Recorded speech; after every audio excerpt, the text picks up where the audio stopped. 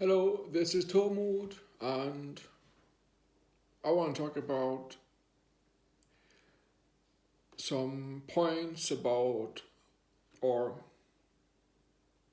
I want to talk about how I have managed to live my life despite being born schizophrenic, and what I've been walking in the last decade of process, walking in the destiny I process of self forgiveness specifically. So, schizophrenia is a complex mental illness. And I'm not a doctor, I'm not a scientist, I'm an ordinary guy working my way through my schizophrenic mind, exposing what I find, and living the solution. So, schizophrenia is when there is um, one is more one's personalities becomes more complex. Um, for instance, with personalities, most people can experience personality changes from time to time. Like one can have one personality talking to a dad in the living room in the old house. One would have another personality talking to a little girl in the kindergarten, perhaps. And one would have a third personality talking to the lady at the supermarket. So, meaning one changes who one is, how the programs of self changes according to what situations we're in and who we're dealing with. Like with children, this moves like water in a river, just floating, adapting, finding itself again, perhaps sploshing over, then running, and like a river where water moves like a stream and adjusting to the environment. While with most adults and people with mental illness, this gets more complicated because the programs uh, become so lively, become so dominant. The programs of our minds become so dominant, so strong, so reactive, so emotional and feeling and thought reactive. So that one would react in friction, in conflict, in emotion, in anxiety, in fear, in anger, in judgment, and blame to a certain situation, to hearing something, to realizing something, to thinking something, whatever. So, with the schizophrenic, the personalities that emerges.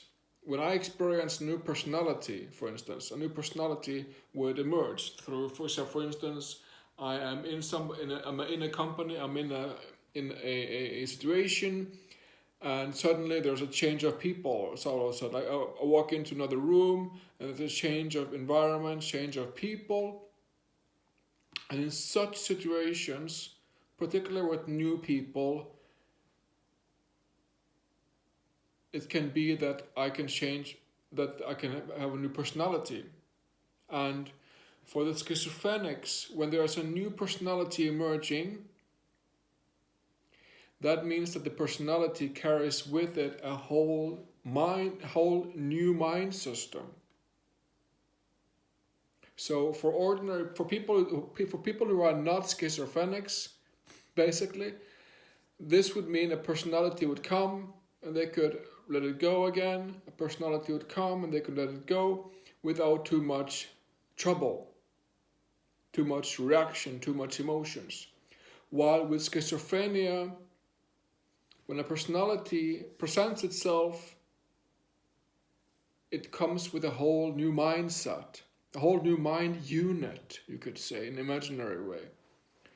And this gets very confusing and very upsetting, okay? Because if one changes the mind box, like from one to boop, boop, total new one, You know, that is pretty insane.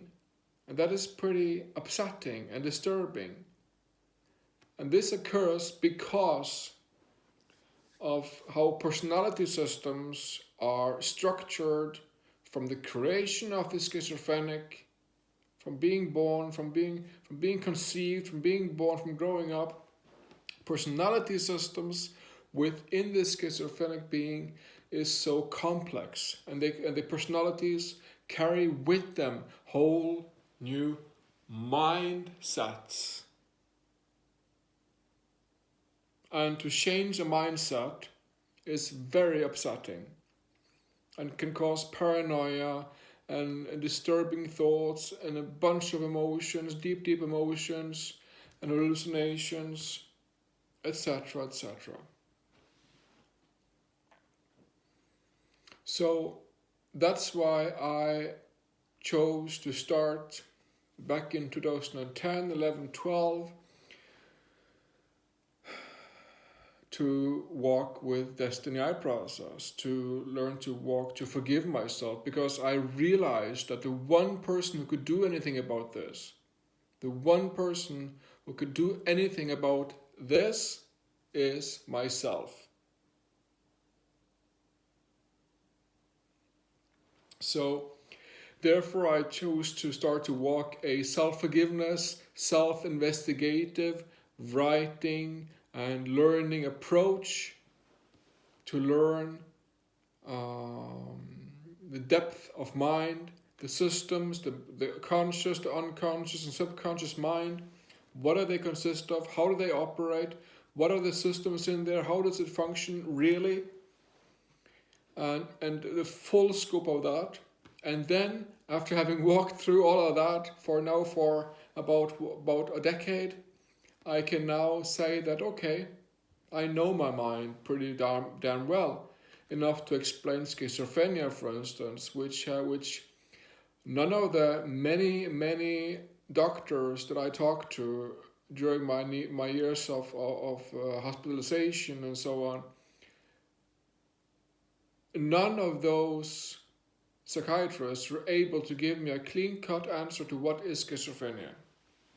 None of them could say that.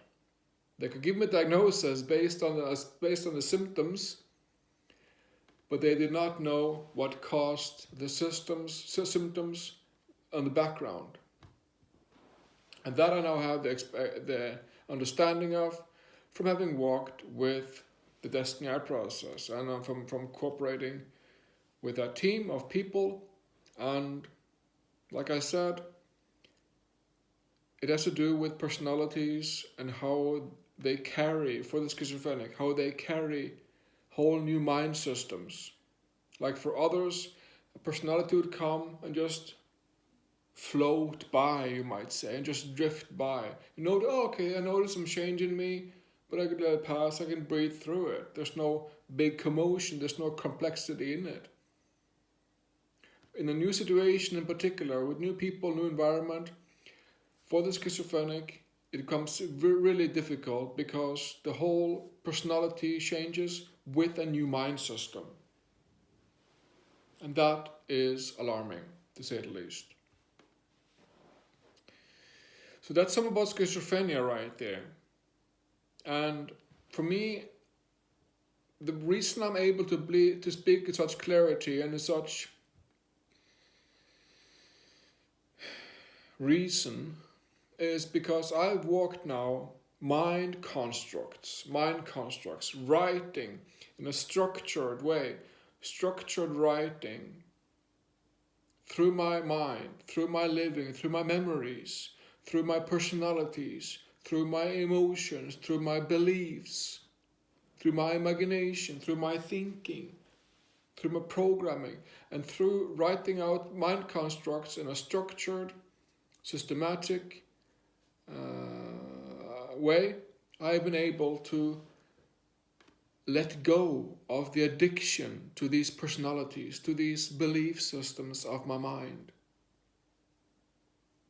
to these addictions of energy, positive and negative energy in my mind.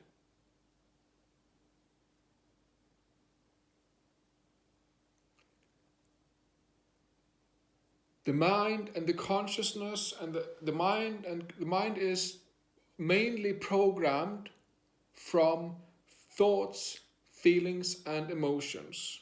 Those three, thoughts, feelings, and emotions, are the main components that build up the programs in our mind.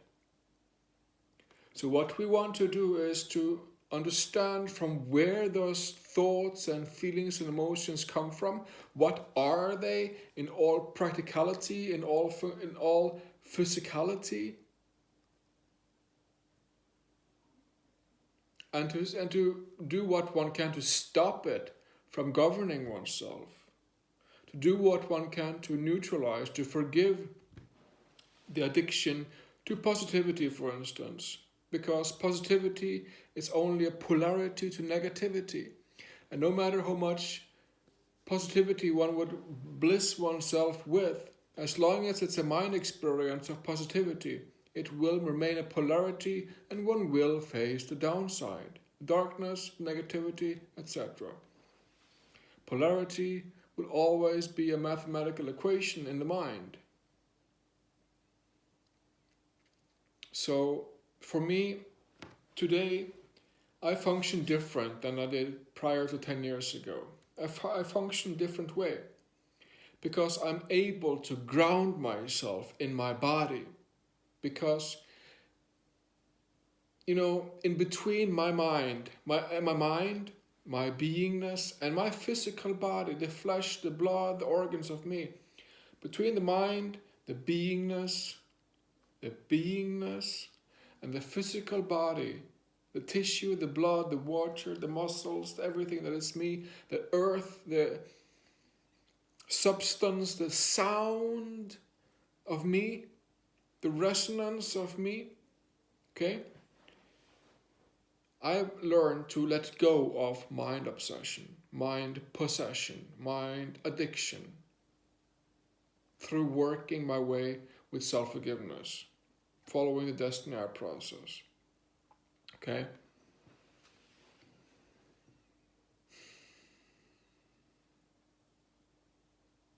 So,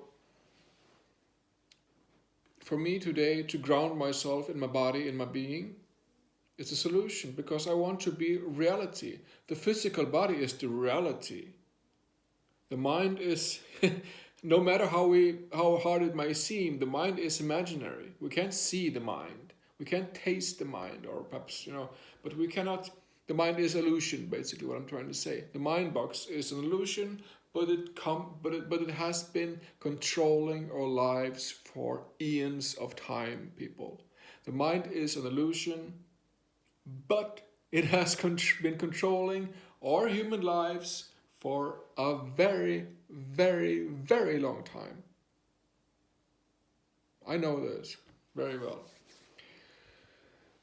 So what we want to do as humans is to let go of the imagination, the non-reality, basically, the illusion, the inequality, the lies, the polarities, the beliefs, the conscious mind, all that commotion, all that thinking and energies and entertainment and addiction in the mind, and find ourselves in the body, grounded, rooted, anchored in the physical life that is self, that is the life source of self, that is the reality.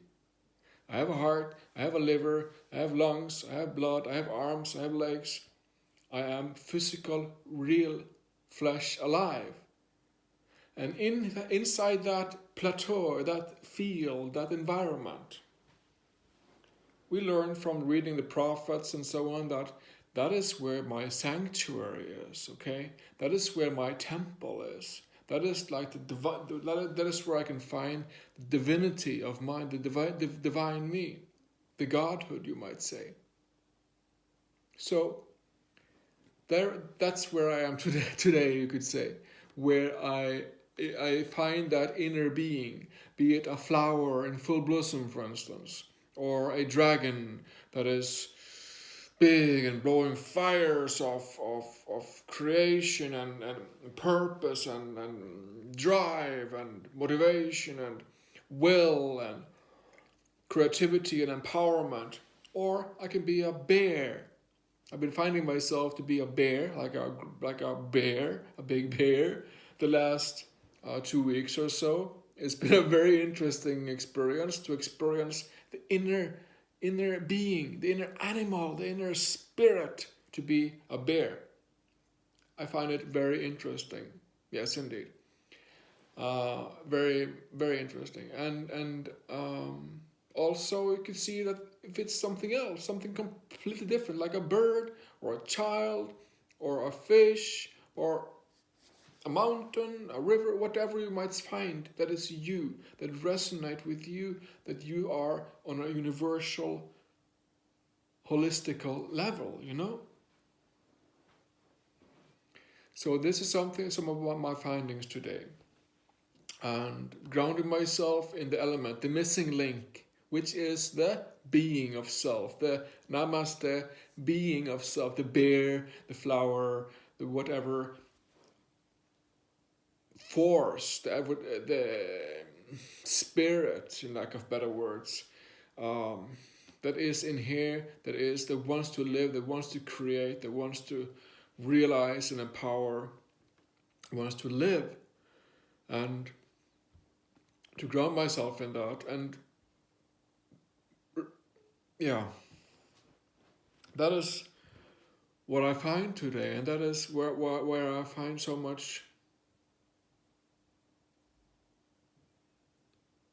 find myself so content, and I can much more easily just sway myself into new situations, being this little or big or playful bear, you know, like I'm a bear, I'm a playful bear, boom, boom, boom, boom, boom, boom. I'm a bear, and having that as a sort of a drive, a promoter, a force within me, it opens doors, people. It changes who I am on an intrinsic level. And this is revolutionary for the human inner experience. The way out is found within self, not in thought or in projecting or believing in whatever. That is the imaginary, okay? The thought, the believing, the imaginary, that's the imaginary stuff. That's the non-reality. I'm learning to think less and less and less and just be myself, simple, practical, whatever. That's where I'm at today, and that's what I want to share with you guys. And yeah, find your inner spirit, find your inner animal, and work with that. Expand on that. Write something about it. Create with that. You know? And find words that for instance, I've been living the word reposeful, reposeful, reposeful. Like a calmness, a soothing calmness, a gentleness, full of pauses. I'm pauseful. You know? So there's that also helps. Living words, which is something that is very missed in what Jesus was talking about some 10,000 years ago. He also mentioned inner movement and living words, which was mostly weeded out of the Bible because the people in control at that time did not want Jesus' words to be known in the full extent of it, because he was a voice for equality and equality between all humans, and the people in power and the people with money was not interested in that. They don't want that change, so he was crucified, and the story was altered. The Bible we find today is altered from what was really going on back then. So that's where I find that um, yeah, living words. And there are many words that can be living words. Any word can be a living word for you to pick up and work with and look, what does it mean in a dictionary? What does it mean in etymology, and play with the word and work to redefine it for yourself. You know, there are many interesting words that can that can help one to build character, help one to build self, build one's life, build one's day-to-day experience to something greater, you know. So I'm having a look at the word reposeful. I'm still opening up that to myself and reminding myself of the word. Whenever I go into potential stress, for instance, I remind myself, reposeful, reposeful, calm down, breathe, be with self, self-honesty, find the bear again and reposeful, you know. And yeah, so that's something what I find, and I encourage you to find your inner avatar, your inner spirit animal, and be that, and come alive in that with together with living words. Yeah. If you have questions to me about schizophrenia or self forgiveness or your inner avatar or anything, please let me know. I'm here to support. We must be here for support of each other. These are interesting times again. So, yeah. Thank you very much.